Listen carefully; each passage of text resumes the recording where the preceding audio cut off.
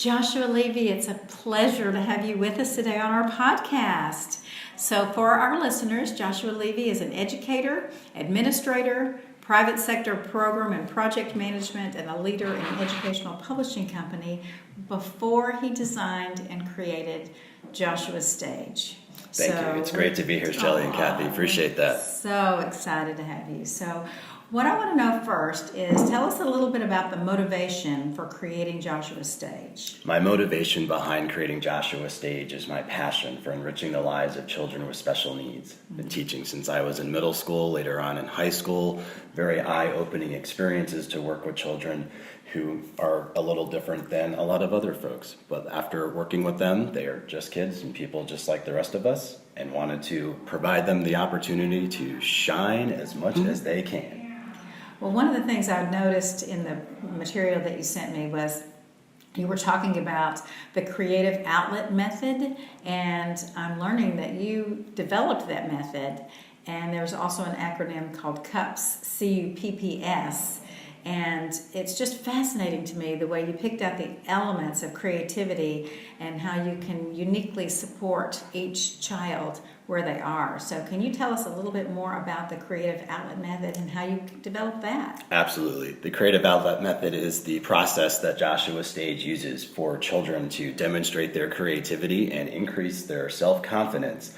We do that through theater arts, filmmaking, dance, photography, arts and crafts, music, and anything else that we happen to come across in the realm of fine arts that those kids are interested in. We take the interest of every child, enhance that with their unique abilities, and we create an awesome story on the spot that we find out from them what their interests are, anywhere from Barbie dolls to Powerpuff Girls to Buzz Lightyears to movies, from cooking.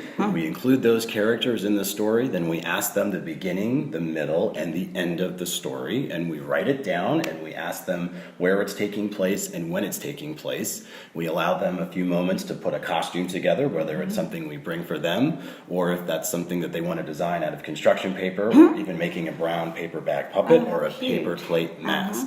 And we then take that and we take them into an area where they can perform, and we make a video. We're recording it and we'll narrate together so they can take turns talking about their lines as their characters, and also just putting that story together as we're prompting them. And it is just so much fun to see. So does each child do this individually, or do they do this together? Is it a collaboration or a little of both? It's together. We collaborate with the group of children that we have. Oftentimes it's a small group, anywhere from 5 to 6 kids or more, depending on what program we're working on. And we just take all of that and we put it into motion. And we also do music. So we will create a song together with the story. So oftentimes there's either the instructor who does the music will put something together from what the story is about, or the kids will come up with a song on their own, or they might ask that a song be resonating with a certain emotion based on what's going on in the story. So do you have any that you recently did that you can just tell us a little bit about what they talked about and how they made their little show? Yes. An example. An example of one is we take our dry erase board and we ask them, all right, for our story right now, who do you want to be? And we had Buzz Lightyear, and we had Superman. We had Buzz Lightyear number 2. And we had Mal from Descendants on the Disney Channel. And we had Furry the Dragon that somebody just happened to come up with because they love dragons. So we took all of those characters, and I think we even had a few more. And we explained, all right, here's our character list. And then we asked, what do you want to have happen first? So I think we even had a Mario, come to think of it, in that story, and a Sonic. And so Mario said, well, I'm asleep and I want Sonic to wake me up. And then the child who was playing Sonic said, but I don't want you to be asleep. I want everybody to be worried. Oh. And then we asked for an end of our story. And at the end of the story, we had everybody got rescued by the dragon who put the heat on everything that had frozen since we were at the ice castle. And we were also taking the story taking place at nighttime 2,000 years ago. Oh. Wow. So you're really developing the art. Yeah. There's an entire arc in the story. Yes. With the beginning, the middle, and the end. So Absolutely. you're teaching them reading and writing as well Absolutely. as all of the fine arts. Yes, So, and we encourage them through our HIP rules, which is also attached to our creative outlet method. Our HIP rules include hey, hey, what? Hey, hey, what is a theater game. So if the instructor says, hey, everyone responds in unison, hey, what? And typically in the theater game, we'll say, hey, let's all go to the zoo, and we all pretend we're looking at the animals, we're pointing out the monkey, the lion, making those sounds. But for our rules, we phrase our hey, hey, what as that moment to ask for everyone's attention if kids are getting a little too excited. Instead of saying, hey, you guys stop, or hey, I'm trying to talk, hey, listen to me. So we ask that everybody practice our hey, hey, what. So in fact, we're going to do it right now. Hey! Hey, what? Let's keep going. Sounds Awesome. good. Fantastic. Great. We love And it. fit into the the I, method. yes, the I in our HIP rules is I am making good decisions. So we want our folks to think positively. We implement positive behavior supports with our children and our older students as well, since we don't want to be in a position of stop doing that or that sort of thing if the children are doing something that's kind of off task. We frame everything as positive as possible. The first P in our HIP rules is positive words, and then our last one is positive actions. So again, focusing on all that positive behavior and positive verbal expression. So I can see a lot of improvisation going on as well. Lots of improv. Exactly. That's Yes. exciting. So it's just as fun for you as it is for the We children. have a blast. I love doing this. I have a blast. My background is theater. In fact, I wanted to be an actor when I was in junior high. I was going to be like Paul Newman and go to Carnegie Mellon in Pittsburgh. And my mother realized I was doing well with teaching children with special needs and suggested I do that. So like a good little boy that I am, I said, okay, no problem. So majored in elementary education and special education. Did you do a minor in theater arts at all, or you didn't? No. No, just kept up on the side, just going to plays and always dreaming of, wouldn't it be nice to be on stage and walk the red carpet? This is like walking the red carpet, this Joshua stage. Every This is it, day, yeah. every Great. day. Yeah. So how different is this method, the creative outlet method, from other methods of teaching children? This is something where we're looking at it from the perspective of enrichment. So there's not so much the academic priority that might come with it, as you mentioned earlier, the narrative of the storytelling and the reading and the writing. So this enrichment allows that academic opportunity for those kids to become instilled in them as well. So it's more for our instructors to share their experiences and their background and their skills, whether that's music or theater and or improv or arts and crafts, folks who specialize in those areas of fine arts and photography and filmmaking. And even if they don't have that specialty, we can do it so general that the children still have the opportunity to be exposed to that. So it's really through the fine arts and their social skills component to it as well. You have to get along with others as we just walk through the HIP rules, keeping everything very positive. We often have kids with a lot of energy and they want to say things and do things to one another that's not exactly appropriate. So by instilling that idea of a positive environment, a warm and welcoming environment that we do at Joshua Stage allows the children to be themselves, but at the same time learning and understanding and feeling safe to be themselves, yet with more of an understanding of those around them, including the adults and the other children. So non-judgmental. Absolutely. And then one of the things I was just thinking about when you were saying that then is the opportunity that the kids have to use their imagination. I mean, completely, totally, whatever, instead of putting it in a box that they're forced to do in the regular classroom. Absolutely. There's no wrong answer. Anytime that we're having a discussion and that fun part about building a story, and something else that we do to bring out that imagination you're mentioning is we showcase at the end of a session. And our showcase includes a class-designed play. And what that means is just like we do the creative story, we take that on the long term. We still gather all their characters and their plot structure and the who and the what and the when, and we put a play together. So we write about their characters they have in mind, and we try to adapt what the character says to each kid. So again, recognizing and enhancing those unique abilities of every student in the program.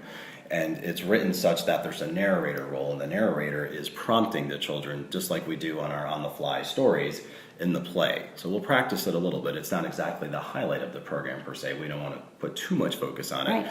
It does allow, which is so special, the opportunity for these children and older students to perform in front of their families and guests and others that may come to join us. And they have that awesome experience to feel part of the team, feel part of the group, feel that live audience watching them, and their imagination is thriving. In addition to the showcase, as we mentioned earlier, we do digital photography. So we print the pictures out prior to the showcase, maybe a week or two, and then we glue those pictures on construction paper. We take that construction paper, put it on a trifold board, then we have the students write a biography, which includes their age, their name, hobbies about themselves, what pictures they like the most and why, and we have them practice that maybe a week or two prior to the showcase and the day of the showcase, and they present that as well. That helps their public speaking skills just thrive, and again, they're still in that audience mode, presentation mode, and that's an instance where they are on their own, although we're all of course standing right around them to support them,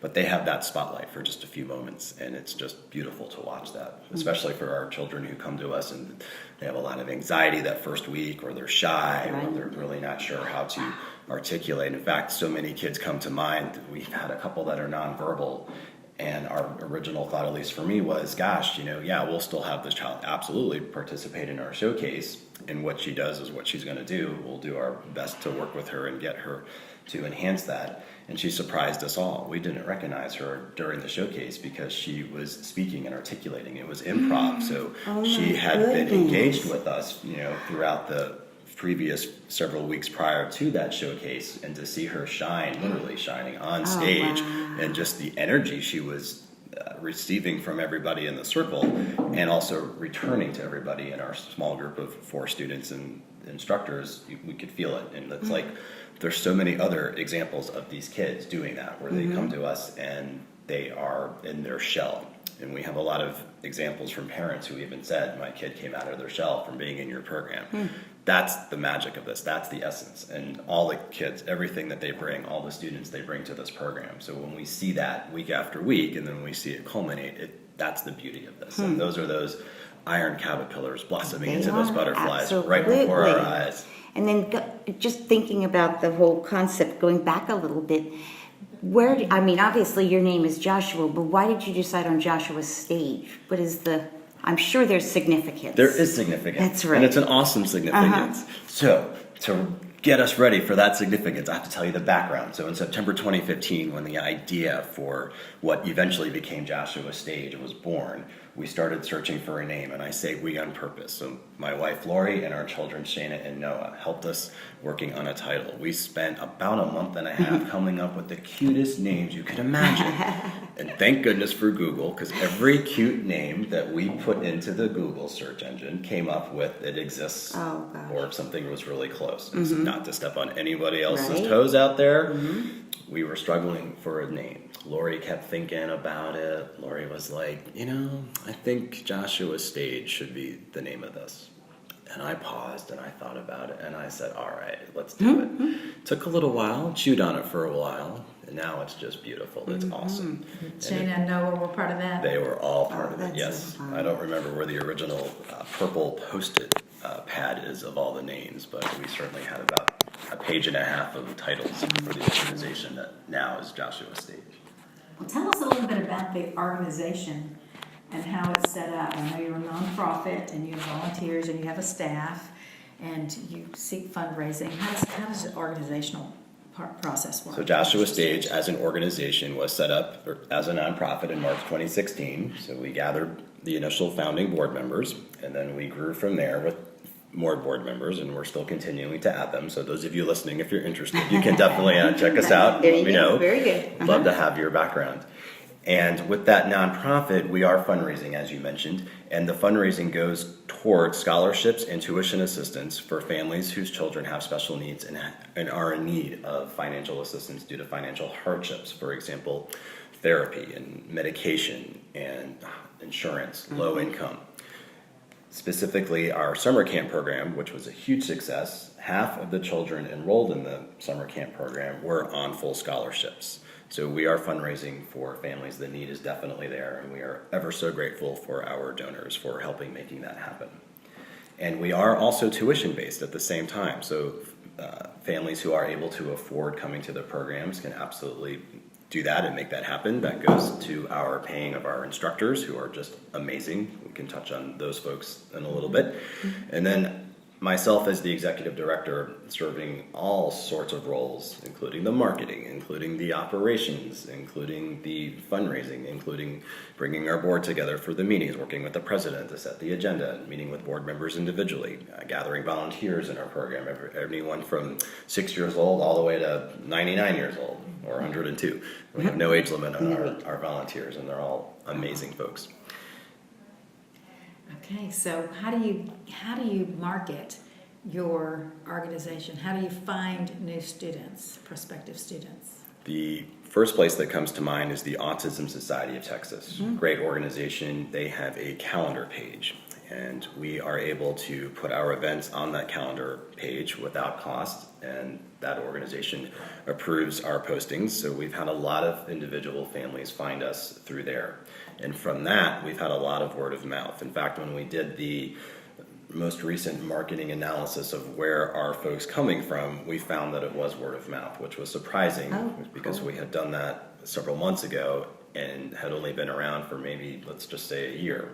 So it was real exciting to hear that that was the case. We also send out flyers through the school systems that do an online system, so we're able to reach a wide audience with just a few flyers that go out upon approval from those school districts. So a few folks have found us from there. We have a large social media that we're putting a lot of energy onto. Facebook is our big one. We do a little on Instagram and a tiny bit on Twitter, and we haven't quite leaped into Yelp yet, so we're still in our infancy stages.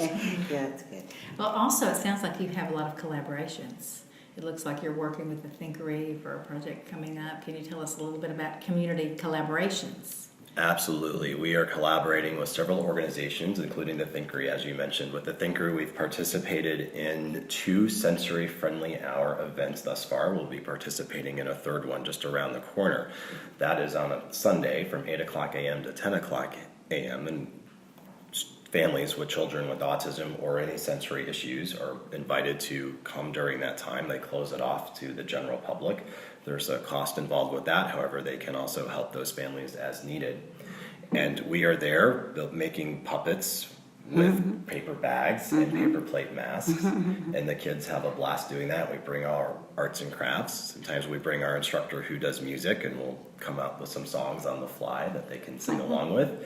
And we were just there a couple days ago for their community night spotlight on Disability Awareness Month. And we were able to do our creative outlet method with children and their families. We had some adults involved as well, and it was a blast. We created a story on the spot, so we were able to do that twice, and it was just so much fun doing that. So we're also collaborating with the Zach Theater here in Austin. Yes. They're a huge theater organization, and they have a downtown location. They also have a north location. For those of you in Austin, it's at 620 and Lake Creek, and it's a retail space, but it's awesome because they have a large space that's surrounded by classroom use.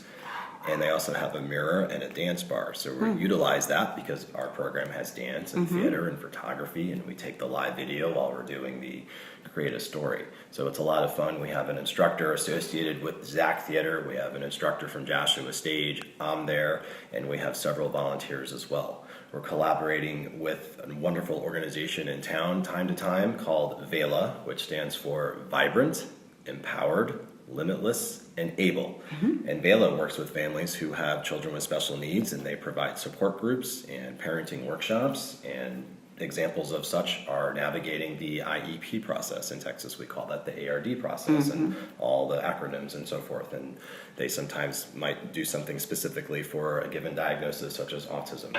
They have family fun days. We work with them, and we do our magic of theater arts and paper bags and paper plate masks during their family fun days. We've also worked with them when they've hosted a workshop, and we've been in the other room working with the children as their parents are attending that workshop. We've collaborated with Cold Town Theater, another organization here in town that focuses a lot on improv for kids and adults. So we had the opportunity to work with some of their staff during a session we launched in spring of 2017, and also for a week of summer camp.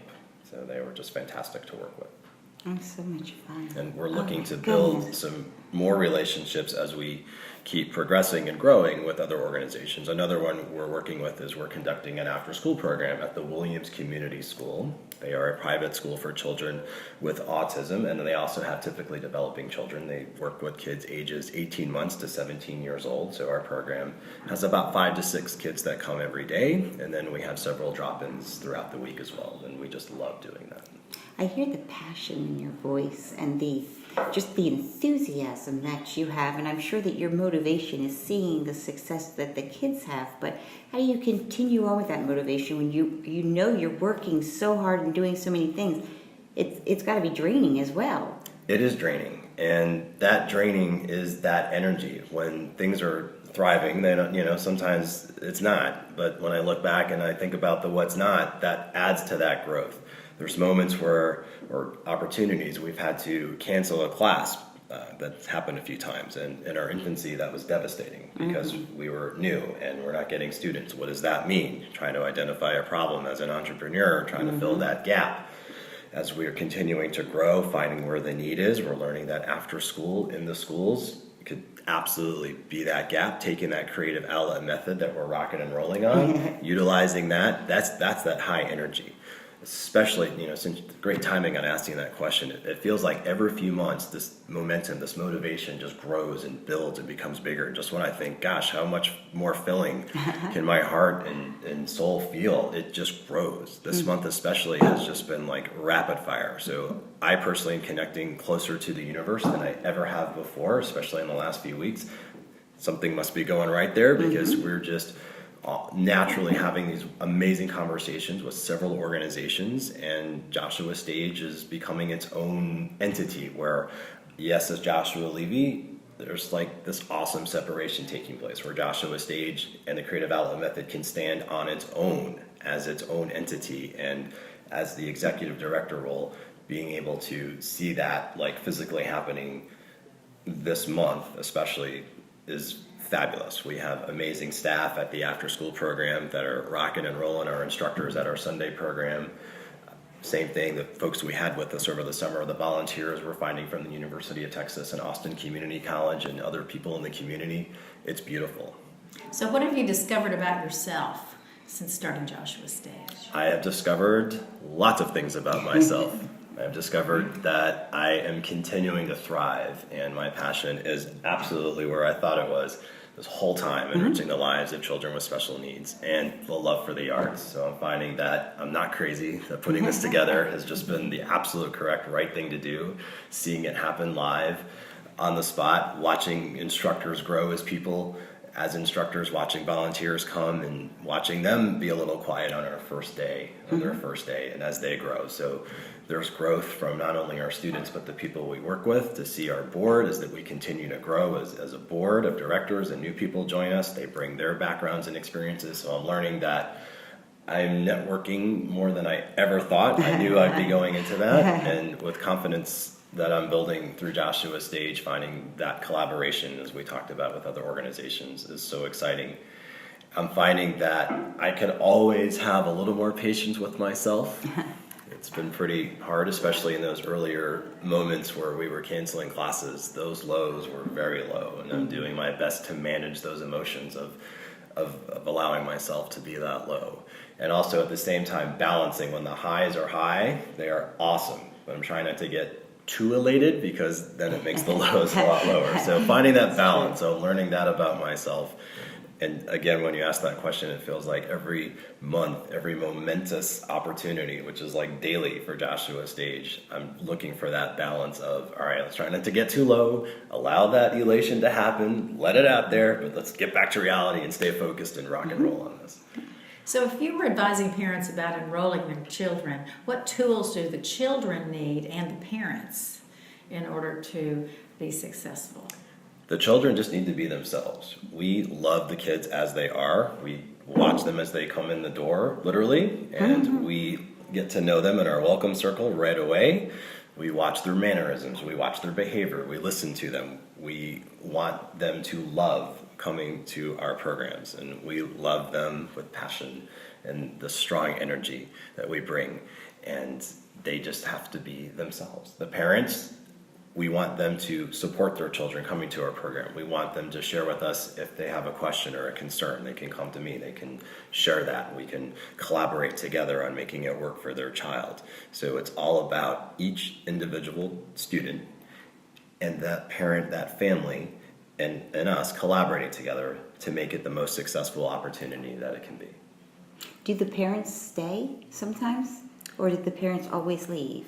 We actually encourage the parents to leave. We're finding that when the children know that there's an audience during our sessions outside of the showcase watching them, especially if it's a parent, a grandparent, or a relative, they'll act a little different. Maybe that means they act a little more positive, which is great for us for a few moments. And sometimes they might run to their caregiver, their parent, their family member, away from what we're trying to accomplish in the program. And that can be distracting for us as instructors, trying to corral the child or the student, away from their family.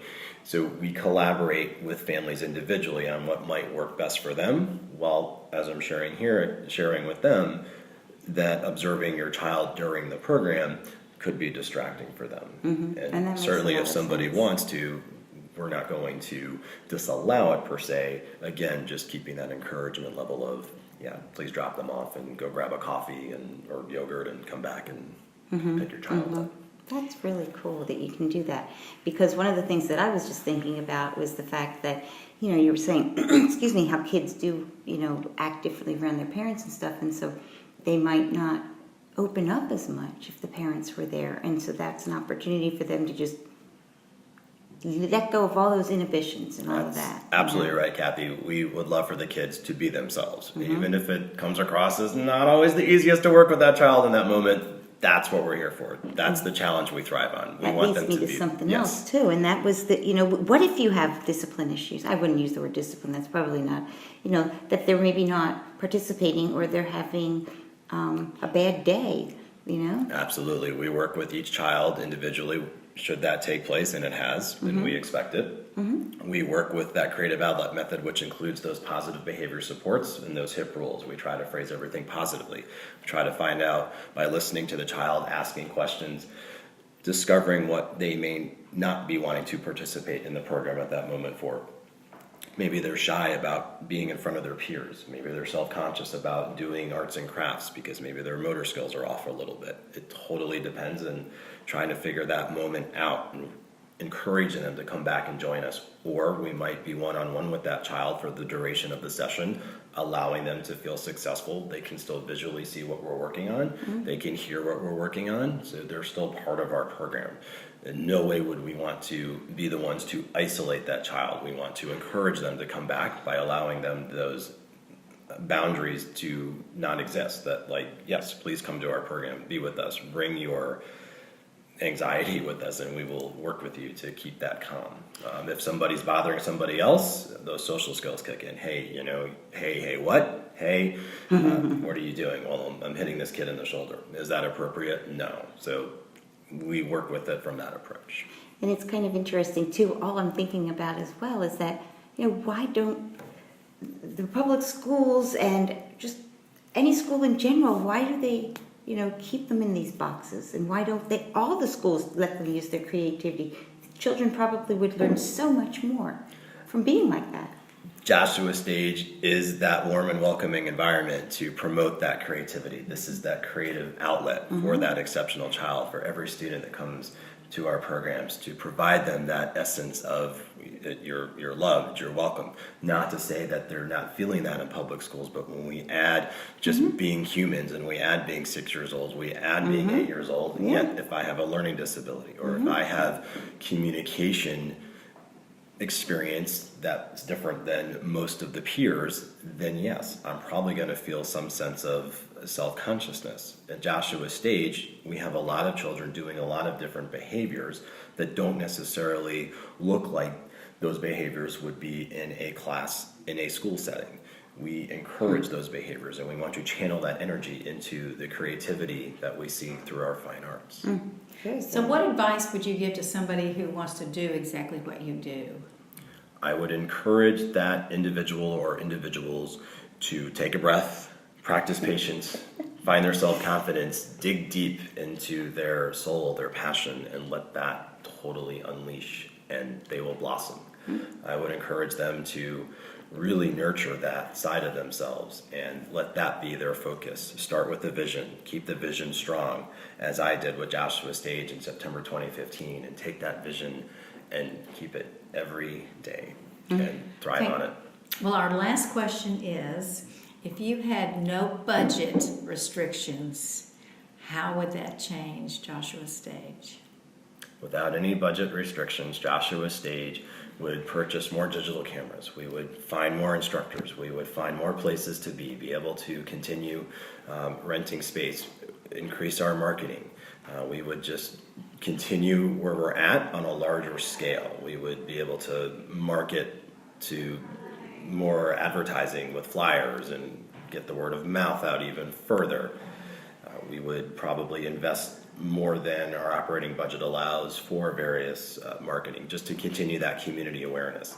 The more I say that, watching Joshua Stage the last few weeks, we have budget restrictions. We are growing. We're making relationships in the past couple of weeks that I would never have thought possible a year ago, or just hadn't thought about it. So to answer your question is almost challenging, because I'm seeing that there is amazing opportunity within the budget finances that the organization, in this case Joshua Stage, has.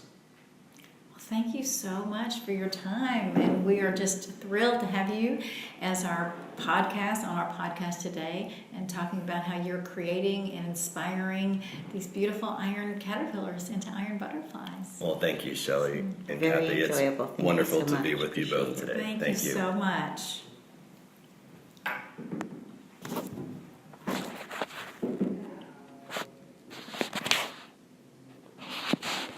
was trying to say, did you have any